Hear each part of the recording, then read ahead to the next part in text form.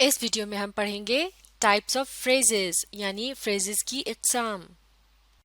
اس سے پہلے ہم سیکھ چکے ہیں کہ ایک فریز کیا ہوتی ہے۔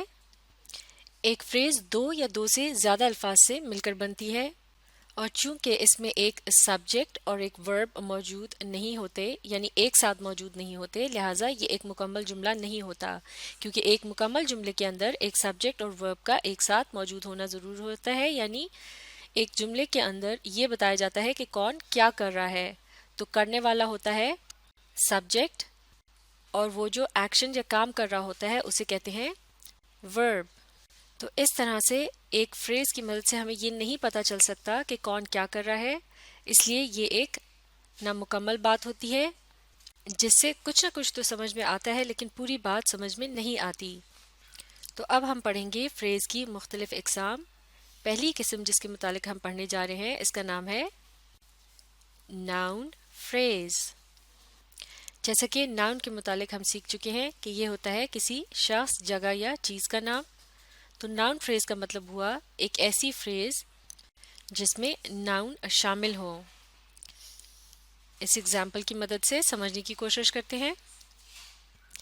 They have called your friends to office، یعنی انہوں نے آپ کے دوستوں کو آفس بلایا ہے۔ اس جملے میں یہ جو دو الفاظ ہیں your friends یعنی آپ کے دوست، ان میں لفظ your جو ہے یہ کیا ہے؟ یہ ہے ایک پروناؤن۔ اسے اس شخص کے نام کی جگہ استعمال کیا جا رہا ہے جس سے یہ بات کہی جا رہی ہے کہ اس کے دوستوں کو آفس بلایا گیا ہے، اور یہاں لفظ فرینڈس جو ہے یہ کیا ہے؟ یہ ہے ایک ناؤن، اور یہ دونوں الفاظ مل کر بنا رہے ہیں ایک فریز جو کہ کہلائی جائے گی ناؤن فریز، کیونکہ اس میں ایک ناؤن بھی شامل ہے۔ اور جیسے کہ فریز ہوتا ہے دو یا دو سے زیادہ الفاظ جو کہ ایک مکمل جملہ یا مکمل بات نہیں ہوتی۔ جیسا کہ اگر یور فرینڈس کے الفاظ کو اس جملے سے نکال کر الگ سے کہا جائے یور فرینڈس، تو اس سے ہم یہ اندازہ نہیں لگا سکتے کہ کیا کہنے کی کوشش کی جا رہی ہے، لیکن اگر اسی فریز کو اس جملے میں شامل کر دیا جائے تو پوری بات سمجھ میں آ جائے گی، اور اس طرح سے ایک جملے کے اندر فریز کی بہت اہمیت ہوتی ہے اور فریز جملے کو مکمل کرنے میں مدد دیتی ہے۔ اب یہاں ایک اور بات بھی سمجھنے کی ہے، اور وہ یہ ہے کہ یور فرینڈس کے الفاظ کی جگہ صرف ایک لفظ بھی استعمال کیا جا سکتا ہے، اور وہ ہے them۔ تو اس طرح سے یہ جملہ ہو سکتا ہے they have called them to office، اور them سے مراد ہے your friends، اور them جو ہے یہ بھی ایک پروناؤن ہے، لیکن them جو ہے یہ صرف ایک لفظ ہے، لہٰذا یہ فریز نہیں کہلایا جائے گا۔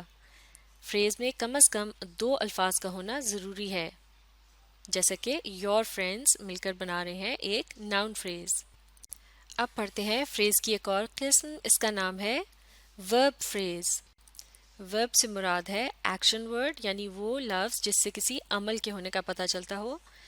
تو اس کا مطلب ہے ورب فریز کا مطلب ہوا کہ ایک ایسی فریز جس کے اندر ورب شامل ہو۔ ان ایگزامپلس کی مدد سے سمجھتے ہیں۔ am working یعنی کام کر رہا ہوں۔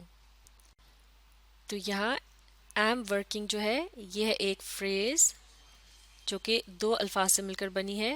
اس میں لفظ working جو ہے وہ ہے ایک verb، اور یہاں am جو ہے یہ بھی ایک helping verb ہے، لیکن چونکہ یہاں کوئی سبجیکٹ موجود نہیں ہے تو یہ پتہ نہیں چل سکتا کہ یہ بات کون کہہ رہا ہے یا کس کے لیے کہی گئی، اس لیے یہ ایک نامکمل بات ہے، لہٰذا اسے کیا کہیں گے؟ یہ ہے ایک فریز، اور یہ کس قسم کی فریز ہے؟ اس میں چونکہ ورب موجود ہے لہٰذا یہ کہلائی جائے گی ورب فریز۔ بالکل اسی طرح سے یہ باقی کی ایگزامپلس ہیں۔ آر ویٹنگ یعنی انتظار کر رہے ہیں، ہیز گون یعنی چلے گئے ہیں، ہیڈ ریٹرنڈ یعنی واپس آ گئے تھے۔ تو یہ تمام باتیں جو ہیں یہ مختلف جملوں کے صرف چھوٹے چھوٹے ٹکڑے ہیں، ان کی مدد سے جملوں کو مکمل کیا جا سکتا ہے، لیکن اگر انہیں جملوں سے الگ کر کے دیکھا جائے تو ان کا کوئی خاص مطلب نہیں ہوتا، لہٰذا یہ تمام بھی جو ہیں یہ کیا ہیں؟ یہ کہلائی جائیں گی ورب فریز، جیسے کہ ان میں ورب بھی موجود ہیں۔ waiting, gone, return ये सब हैं एक्शन वर्ड्स, इसीलिए इन्हें वर्ब फ्रेज कहा जाता है। अब देखते हैं फ्रेज की एक और किस्म, ये कहलाई जाती है prepositional phrase.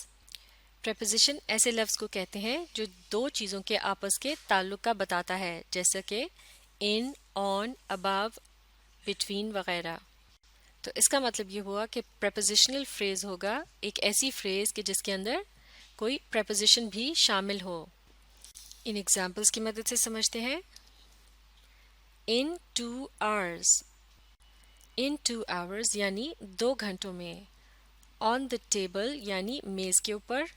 In that room यानी उस कमरे में।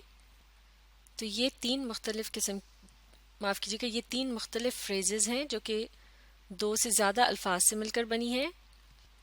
इन सब के शुरू में आ रहा है एक प्रेपोजिशन, जैसे कि इन, ऑन, और फिर आखिरी वाले के शुरू में भी है इन, और इनके आखिर में एक एक नाउन आ रहा है, जैसे कि आवर्स, टेबल और रूम, ये हैं नाउन्स।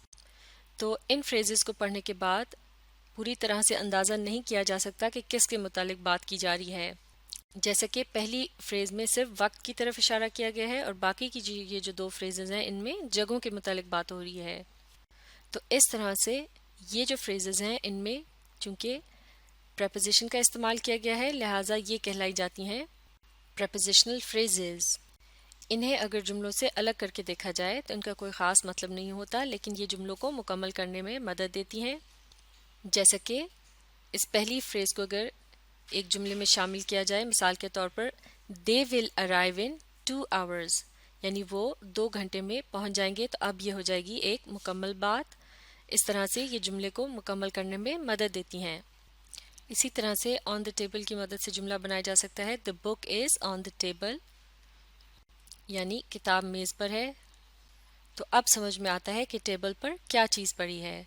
इसी तरह से इन दैट रूम से जुमला बन सकता है the cupboard is in that room, यानी अलमारी उस कमरे में है।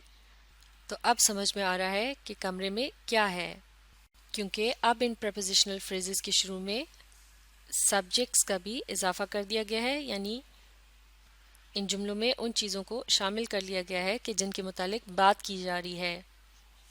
तो इस तरह से फ्रेजेस की जुमले से अलग कोई ख़ास हैसियत नहीं होती, लेकिन जुमलों को मुकम्मल करने के लिए ये बहुत अहम होती हैं। तो ये थी फ्रेजेस की चंद अक़साम, जैसा कि नाउन फ्रेज जिसमें नाउन का इस्तेमाल किया जाता है, वर्ब फ्रेज जिसमें वर्ब का इस्तेमाल होता है, और प्रेपोजिशनल फ्रेज जिसमें प्रेपोजिशन का इस्तेमाल किया जाता है। इन्हें अच्छी तरह से सीखने के लिए आप इस वीडियो को रिप्ले कीजिए और इसके साथ साथ पढ़ने और समझने की कोशिश जारी रखिए। इसके अलावा एडवर्ब फ्रेज और एडजेक्टिव फ्रेज को हम अगली वीडियोज़ में मुकम्मल करेंगे।